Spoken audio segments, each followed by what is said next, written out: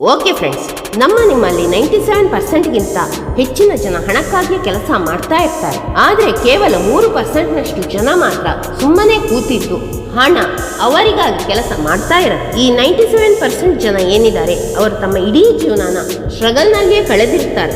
ಇವರಿಗೆ financial problem ಮುಗಿಯೋದೇ ಇಲ್ಲ, ಇವರ ಒಟ್ಟಿಗೆ ಸಾಕ್ತಾನೇ ಇರುತ್ತೆ.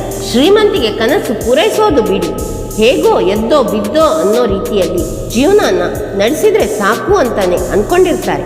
ಫೈನಾನ್ಷಿಯಲ್ ಕ್ರೈಸಿಸ್ನಿಂದ ಹೊರಗಡೆ ಬರೋದಕ್ಕೇನೆ ಸಾಧ್ಯ ಇಲ್ಲ.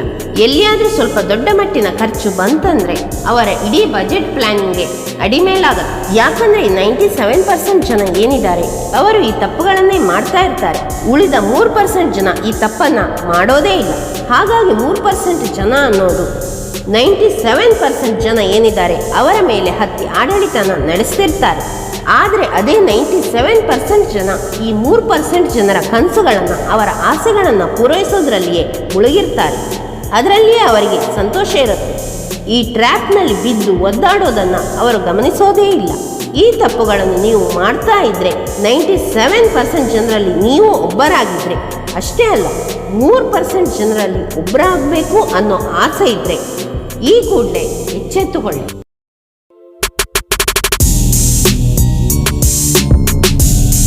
ಇನ್ವಿಸಿಬಲ್ ಹಣನ ಖರ್ಚು ಮಾಡೋದು. ಈ ಹಣ ನಮಗೆ ಕಾಣಿಸೋದೇ ಇಲ್ಲ, ನಮ್ಮ ಕೈನಲ್ಲಿಯೂ ಇರಲ್ಲ, ಆದರೆ ಖಾಲಿ ಆಗ್ತಾ ಇರುತ್ತೆ. ಇದರ ಜಾಗ bank account, credit card, debit card, online payment. ಒಟ್ಟಾರೆಯಾಗಿ ಹಣ ಹೋಗೋದೇ ಗೊತ್ತಾಗಲ್ಲ. ವಿಸಿಬಲ್ ಮನಿ ಅಂತಂದ್ರೆ ನಮ್ಮ ಕಣ್ಣಿಗೆ ಕಾಣಿಸುತ್ತೆ, ನಾವು ನಮ್ಮ ಕೈಯಿಂದಾನೇ ಇನ್ನೊಬ್ಬರಿಗೆ ಕೊಡ್ತೀವಿ. ಕೊಟ್ಟಿರೋದಕ್ಕೆ ಲೆಕ್ಕ ಇರುತ್ತೆ, ಎಲ್ಲಿಗೆ ಹೋಯ್ತು ಎಲ್ಲಿಗೆ ಬಂತು ಅನ್ನೋದನ್ನ ಟ್ರ್ಯಾಕ್ ಮಾಡ್ಬೋದು. ಈ ಇನ್ವಿಸಿಬಲ್ ಮನಿ ಏನಿದೆ ಅದು ಲೆಕ್ಕನೇ ಸಿಗೋದಿಲ್ಲ. ಬ್ಯಾಂಕ್ ಬ್ಯಾಲೆನ್ಸ್ ನೋಡಿಯೇ ನಮಗೆ ತಿಳಿಯೋದು ಹಣ ಅಕೌಂಟ್ನಲ್ಲಿ ಇಲ್ಲ ಅಂತ. ಕಾರ್ಡ್ಗಳನ್ನು ಕಣ್ಮುಚ್ಚಿಕೊಂಡು ಉಜ್ಜುತ್ತಾ ಹೋದರೆ ನೀವೇ ಆಗೋದು ಮೂರ್ಖರು. ನಿಮ್ಮ ಫೈನಾನ್ಷಿಯಲ್ ಕಂಡೀಷನ್ ತುಂಬಾನೇ ವರ್ಸ್ಟ್ ಆಗತ್ತೆ. ಒಂದೇ ಮೂಲದಿಂದ ನಿಮಗೆ ಆದಾಯ ಬರ್ತಾ ಇದೆ. ಕೆಲವರಿದ್ದಾರೆ ಜಾಬ್ ಮಾಡ್ತಾ ಇದ್ದಾರೆ ಅಂತಂದರೆ ಕೇವಲ ಜಾಬ್ನಲ್ಲಿಯೇ ಫಿಕ್ಸ್ ಆಗಿರ್ತಾರೆ. ಇನ್ನೂ ಕೆಲವರು ಬಿಸ್ನೆಸ್ ಮಾಡ್ತಿದ್ದಾರೆ ಅಂದರೆ ಬಿಸ್ನೆಸ್ನಲ್ಲಿಯೇ ಫಿಕ್ಸ್ ಆಗಿರ್ತಾರೆ. ಇದಕ್ಕೆ ಮುಖ್ಯ ಕಾರಣ ಅಂತಂದರೆ ಕೇವಲ ಒಂದೇ ಸೋರ್ಸ್ ಆಫ್ ಇನ್ಕಮ್. ನಿಮ್ಮದು ಕೇವಲ ಒಂದೇ ಸೋರ್ಸ್ ಆಫ್ ಇನ್ಕಮ್ ಆಗದೇ ಇರಲಿ. ಅದು ಎಲ್ಲಿಯಾದರೂ ನಿಮಗೆ ಕೈ ಕೊಡ್ತು ಅಂತಂದರೆ ನೀವು ದಿವಾಳಿ ಆಗೋದು ಖಂಡಿತ. ತಲೆ ಮೇಲೆ ಕೈ ಹೊತ್ಕೊಂಡು ಕೂತ್ಕೋಬೇಕಷ್ಟೆ. 2 ಅಥವಾ 3 ಸೋರ್ಸ್ ಆಫ್ ಇನ್ಕಮ್ ಇದೆ ಅಂತಂದರೆ ಒಂದಲ್ಲ ಒಂದು ಕೈ ಹಿಡಿಯುತ್ತೆ. ಸೇವಿಂಗ್ಸ್ ಕೂಡ ಹೆಚ್ಚಾಗುತ್ತೆ, ಫೈನಾನ್ಷಿಯಲ್ ಫ್ರೀ ಆಗ್ತೀರ. ಅಷ್ಟೇ ಅಲ್ಲದೆ ಇನ್ವೆಸ್ಟ್ಮೆಂಟ್ ಹೆಚ್ಚಾಗಿರುತ್ತೆ. ಚೆನ್ನಾಗಿ ಲೈಫ್ನ ಎಂಜಾಯ್ ಮಾಡ್ಬೋದು, ಟೆನ್ಷನ್ ಇರೋದಿಲ್ಲ. ಉದಾಹರಣೆಗೆ ಮಿಸ್ಟರ್ ಮುಖೇಶ್ ಅಂಬಾನಿಯವರನ್ನೇ ನೋಡಿ, ಎಷ್ಟೊಂದು ಸೋರ್ಸ್ಗಳನ್ನು ಇಟ್ಕೊಂಡಿದ್ದಾರೆ. Reliance petroleum, Jio, Reliance marketing, Reliance mobile, ಹೀಗೆ ಅನೇಕ ಸೋರ್ಸ್ಗಳನ್ನು ಇಟ್ಕೊಂಡಿದ್ದಾರೆ. ಒಂದು ಇನ್ಕಮ್ ಒಂದು ಹೋದರೆ ಇನ್ನೊಂದು ಬ್ಯಾಕಪ್ ಇರುತ್ತೆ, ಇನ್ಕಮ್ ಜನರೇಟ್ ಆಗ್ತಾ ಇರುತ್ತೆ. ಇವರೇ ಆ 3% ಜನರಲ್ಲಿ ಬರೋದು. 97% ಜನ ಒಂದು ಇನ್ಕಮನ್ನು ಹಿಡ್ಕೊಂಡು ಅದರಲ್ಲೇ ಒದ್ದಾಡ್ತಿರ್ತಾರೆ. ಈ 3% ಜನರ ಇನ್ಕಮ್ ನಿಲ್ಲೋದೇ ಇಲ್ಲ. ಎಲ್ಲೋ ಇನ್ವೆಸ್ಟ್ ಮಾಡಿರ್ತಾರೆ, ಇನ್ನೆಲ್ಲಿಯೋ ಲಾಭನ ಪಡಿತಾ ಇರ್ತಾರೆ.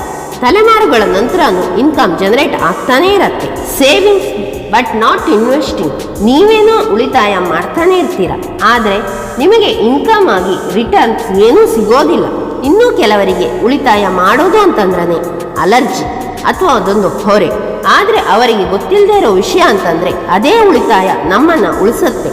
ಉಳಿತಾಯ ಮಾಡಿದವರು ಅದೇ ಹಣನ ಯಾವುದೋ ಹಳೆ ಕಾಲದ 4-5% ಬಡ್ಡಿಗಾಗಿಯೇ ಇನ್ವೆಸ್ಟ್ ಮಾಡಿ ಖುಷಿಯಾಗಿರ್ತಾರೆ. ಈ 4-5% ಬಡ್ಡಿಯಿಂದ ಎಷ್ಟು ಅರ್ನ್ ಮಾಡೋದಕ್ಕೆ ಸಾಧ್ಯ? ಎಲ್ಲಿ ಹೆಚ್ಚಿನ ರಿಟರ್ನ್ ಸಿಗುತ್ತೆ? ಮೇಲಾಗಿ ಹಣ ಎಲ್ಲಿ ಬೆಳೆಯುತ್ತೆ ಅನ್ನೋ ಆಲೋಚನೆಯೂ ಮಾಡೋದಿಲ್ಲ. ಹಣನ ಸೇವ್ ಮಾಡಿ ಸಣ್ಣ ಪುಟ್ಟ ಇಂಟ್ರೆಸ್ಟನ್ನು ತಗೊಳ್ಳೋರು ಒಂದು ಕಡೆ ಆದರೆ ಅದೇ ಹಣನ ಇನ್ವೆಸ್ಟ್ ಮಾಡಿ ಹೈಲಿ ರಿಟರ್ನ್ಸ್ ಪಡೆಯೋರು ಇನ್ನೊಂದು ಕಡೆ. ಈ 3% ಜನ ಹಣಕ್ಕೆ ಬಡ್ಡಿ ಕೂಡಿಸಲ್ಲ, ಇನ್ವೆಸ್ಟ್ ಮಾಡ್ತಾರೆ. ಸ್ಟಾಕ್ನಲ್ಲೋ, ಬಿಸ್ನೆಸ್ನಲ್ಲೋ, ಕಂಪನಿಲೋ, ಹೀಗೆ ಕಂಡಲ್ಲಿ ವೈಜ್ಞಾನಿಕ ರೀತಿಯಾಗಿಯೇ ಇನ್ವೆಸ್ಟ್ ಮಾಡ್ತಾರೆ. Loans for luxury items. Loan, ಸಾಲ ಅನ್ನೋದು ಒಂದು ಕ್ರಮಬದ್ಧವಾಗಿ ಹಣದ ಬಲೆ. ಲಕ್ಸುರಿ ಐಟಮ್ಸ್ ಅಂತಂದರೆ ಐಫೋನು, ಕಾರು, ಹೋಮ್ ಲೋನು, ಹೀಗೆ ಲೋನ್ ತಗೊಂಡು ಇವುಗಳನ್ನೆಲ್ಲ ಪರ್ಚೇಸ್ ಮಾಡೋದಂದರೆ ಅದೊಂದು ಫುಲ್ಲಿ ಪ್ಲ್ಯಾನ್ಡ್ ಟ್ರ್ಯಾಪ್ ಆಗಿರುತ್ತೆ. ನಮಗೆ ಅರಿವಿಲ್ಲದಂತೆ ನಾವು ಸಿಕ್ಕಾಕೊಳ್ತೀವಿ. EMI ಸುಳಿಯಲ್ಲಿ ಬೀಳ್ತೀವಿ. ಇದರಿಂದ ಲಾಭ ನಮಗಲ್ಲ, ಅಂಗಡಿಯವರಿಗೆ. ಲಾಭ ಇಲ್ಲದೇ ಇದ್ರೆ ಆತ EMI ಮೂಲಕ ಖರೀದಿಸಬಹುದು ಅಂತ ಅಷ್ಟು ದೊಡ್ಡ ದೊಡ್ಡ ಆಡ್ಸ್ಗಳನ್ನು ಹೇಗೆ ಕೊಡೋದಕ್ಕೆ ಸಾಧ್ಯ? ಇದೊಂದು ಎಕ್ಸ್ಟ್ರಾ ಬರ್ಡನ್ ಆಗತ್ತೆ.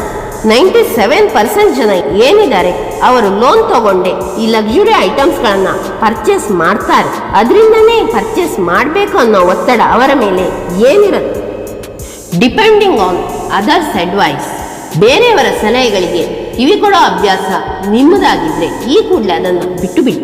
ಯಾರೋ ಬಂದು ನಿಮ್ಮ ಹತ್ರ ನಾನು ಇಂಥ ಸ್ಕೀಮ್ಗಳಲ್ಲಿ ಹಣ ಹಾಕಿದ್ದೇನೆ, 3 ತಿಂಗಳಲ್ಲೇ ಹಣ ಡಬಲ್ ಆಗತ್ತೆ ಅಂತಂದರೆ ಕೂಡಲೇ ನೀವು ಸರಿ ನಾನು ಅದರಲ್ಲಿ ಇನ್ವೆಸ್ಟ್ ಮಾಡ್ತೀನಿ ಅಂತಾನೆ ಹೊರಡ್ತೀರ. ಇನ್ಯಾರೋ ಬರ್ತಾರೆ, ಈ ಸ್ಕೀಮ್ನಲ್ಲಿ ನೀನು 6 ತಿಂಗಳ ಹಣ ಹಾಕಿದೆ ಅಂತಂದರೆ ನಿನಗೆ 15-20% ಇಂಟ್ರೆಸ್ಟ್ ಸಿಗತ್ತೆ ಅಂತಂದರೆ ಕೂಡಲೇ ನೀವು ಹೋಗಿ ಆ ಸ್ಕೀಮ್ನಲ್ಲಿಯೂ ಹಣ ಹಾಕ್ತೀರ. ಈ ಅಭ್ಯಾಸನ ಕೂಡಲೇ ಬಿಟ್ಟು ಬಿಡಿ. ಇಂಥದ್ರಲ್ಲಿ ಬೀಳೋ ಈ 97% ಜನ ಯಾರಿದ್ದಾರೆ ಅವರಲ್ಲಿ ಒಬ್ಬರು ಕೂಡ ಎಲ್ಲಿಯೂ ಇದರ ಬಗ್ಗೆ ಈ ಸ್ಕೀಮ್ಗಳ ಬಗ್ಗೆ ರಿಸರ್ಚ್ ಮಾಡೋದಾಗಲಿ ಅಥವಾ ಇನ್ನೊಬ್ಬರ ಬಳಿ ಕೇಳೋದಾಗಲಿ ಏನನ್ನೂ ಮಾಡೋದಿಲ್ಲ. ಸ್ವಂತ ಬುದ್ಧಿಯಿಂದ ಹಣ ಹೂಡಿಕೆ ಮಾಡೋದೇ ಇಲ್ಲ. ಇನ್ನೊಬ್ಬರ ಮಾತಿನಂತೆ ನಡೆದುಕೊಳ್ತಾರೆ.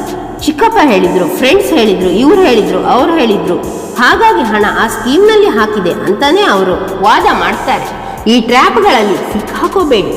ನಿಮ್ಮ ಹಣನ ನಿಮ್ಮ ಬಳಿಯೇ ಉಳಿಸ್ಕೊಳ್ಳಿ. ನಿಮ್ಮ ಲೈಫ್ ಸ್ಟೈಲ್ ಇಂಪ್ರೂವ್ ಆಗುತ್ತೆ. ಫ್ರೆಂಡ್ಸ್, ಸಿಗುವ ಮುಂದಿನ ವಿಡಿಯೋದಲ್ಲಿ ಹೊಸ ಐಡಿಯಾ, ಹೊಸ ಕಂಟೆಂಟ್, ಹೊಸ ನಾಲೆಜ್ನೊಂದಿಗೆ ಈ ಚಾನಲ್ ನಿಮಗೆ ಸ್ಫೋಟಕವಾಗಿದೆ. ಅಂಟಿಲ್ ದೆನ್, ಜೈ ಹಿಂದ್. ಈ ಎಲ್ಲ ವಿಷಯಗಳನ್ನು ತಿಳ್ಕೊಳ್ಳೋದಕ್ಕೂ ಮೊದಲು ದಯವಿಟ್ಟು ಚಾನಲ್ನ ಸಬ್ಸ್ಕ್ರೈಬ್ ಮಾಡಿ. ವಿಡಿಯೋ ಇಷ್ಟ ಆದರೆ ವಿಡಿಯೋಗೊಂದು ಲೈಕ್ ನೀಡಿ. ಜೊತೆಗೆ ನಿಮ್ಮ ಫೀಡ್ಬ್ಯಾಕನ್ನು ಕಮೆಂಟ್ ಸೆಕ್ಷನ್ನಲ್ಲಿ ತಿಳಿಸಿ.